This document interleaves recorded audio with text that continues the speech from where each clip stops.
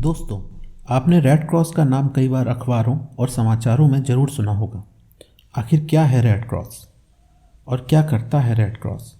Topic को शुरू करने से पहले अगर आपने हमारा चैनल सब्सक्राइब नहीं किया है तो ज़रूर कर लें। दोस्तों, मैं अतुल गौर आपका स्वागत करता हूं डेली साइंस में। चलिए फटाफट शुरू करते हैं कि आखिर रेड क्रॉस क्या है। रेड क्रॉस एक अंतर्राष्ट्रीय मानवीय संगठन है। International federation of red cross and red crescent societies IFRC दुनिया का सबसे बड़ा मानवीय नेटवर्क है जो लगभग 150 देशों में लोगों की मदद करता है। 1919 में स्थापित जेनेवा स्थित फेडरेशन 186 रेड क्रॉस और रेड क्रिसेंट सोसाइटी और 100 मिलियन स्वयंसेवकों को एक साथ लाता है। प्रारंभ में इसका कार्यक्षेत्र युद्ध में घायल सैनिकों की देखभाल के लिए सीमित था, लेकिन बाद में इसने अपने कार्य क्षेत्र को व्यापक बनाकर मानवीय दुख दर्दों के सभी रूपों में काम किया। दुनिया के लगभग सभी देशों में रेड क्रॉस की शाखाएं हैं जो युद्ध और शांति दोनों के दौरान काम करती हैं। यह जाति, रंग, पंथ या राष्ट्रीयता की परवाह किए बिना लोगों की सेवा करता है। शांति काल के दौरान भी यह कई प्रकार के कार्य करते हैं, जैसे अस्पतालों की स्थापना करना, दुर्घटनाओं को रोकने के लिए प्राथमिक उपचार देना, सुरक्षित पेयजल उपलब्ध कराना, नर्सों और दाइयों को प्रशिक्षित करना, ब्लड बैंक स्थापित करना आदि। यह संगठन संपूर्ण रूप से मानवता का मित्र है। रेड क्रॉस की उत्पत्ति की कहानी बहुत ही रोचक है। इस संगठन के संस्थापक Swiss banker gene Henry Dunant थे। 24 जून 1859 को वह अपने व्यवसाय के सिलसिले में लैम्बॉर्डी शहर, जो कि उत्तरी इटली में है, वहां गए। उस समय लैम्बॉर्डी फ्रांसीसी और ऑस्ट्रियाई लोगों के बीच युद्ध का केंद्र बिंदु था। युद्ध में हजारों पुरुष और महिलाएं, बच्चे घायल हुए थे और उनमें से कई प्राथमिक उपचार के अभाव में मर रहे थे। इस हृदय विदारक घटना का उनके दिमाग पर बहुत गहरा प्रभाव पड़ा।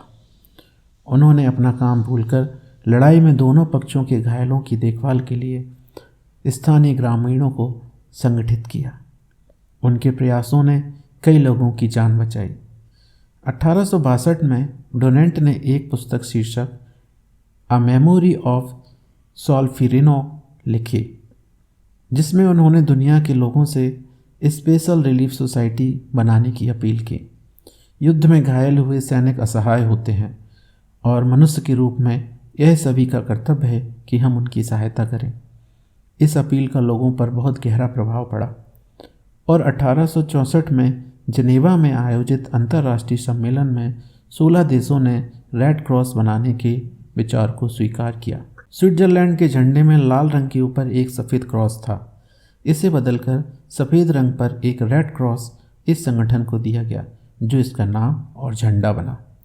मुस्लिम देशों में यह चिन्ह रेड क्रिसेंट है, जो कि 1906 में ओटोमन साम्राज्य के आग्रह पर अपनाया गया था। यह रेड क्रॉस इस अंतर्राष्ट्रीय संगठन का प्रतीक बन गया, जो प्राकृतिक आपदाओं आदि के कारण होने वाली पीड़ा को दूर करने और युद्ध के पीड़ितों की मदद करने के लिए काम करता है। युद्धों के दौरान रेड क्रॉस की अंतर्राष्ट्रीय समिति राष्ट्रीय रेड क्रॉस सोसाइटी और युद्ध में शामिल देशों के बीच मध्यस्थ के रूप में काम करती है। यह युद्ध बंदियों के शिविरों में उनकी देखभाल करती है और उनके लिए राहत की व्यवस्था करती है। यह उनकी चिट्ठियों का ध्यान रखती है और उनके रिश्तेदारों के साथ संपर्क स्थापित करती है। शांति समय में संगठन चक्रवात, महामारी, अकाल आदि से प्रभावित लोगों की भी सेवा करता है। रेड क्रॉस का आदर्श वाक्य क्या है? मानवता के साथ शांति की ओर। रेड क्रॉस के 7 मार्गदर्शक सिद्धांत क्या है? तो रेड क्रॉस के 7 मार्गदर्शक सिद्धांत हैं: मानवता, निष्पक्षता, तटस्थता, स्वतंत्रता, स्वैच्छिक सेवा, एकता और सार्वभौमिकता। दोस्तों, यदि आपको हमारा प्रयास अच्छा लगा हो तो वीडियो को लाइक करना और चैनल को सब्सक्राइब करना ना भूलें। धन्यवाद।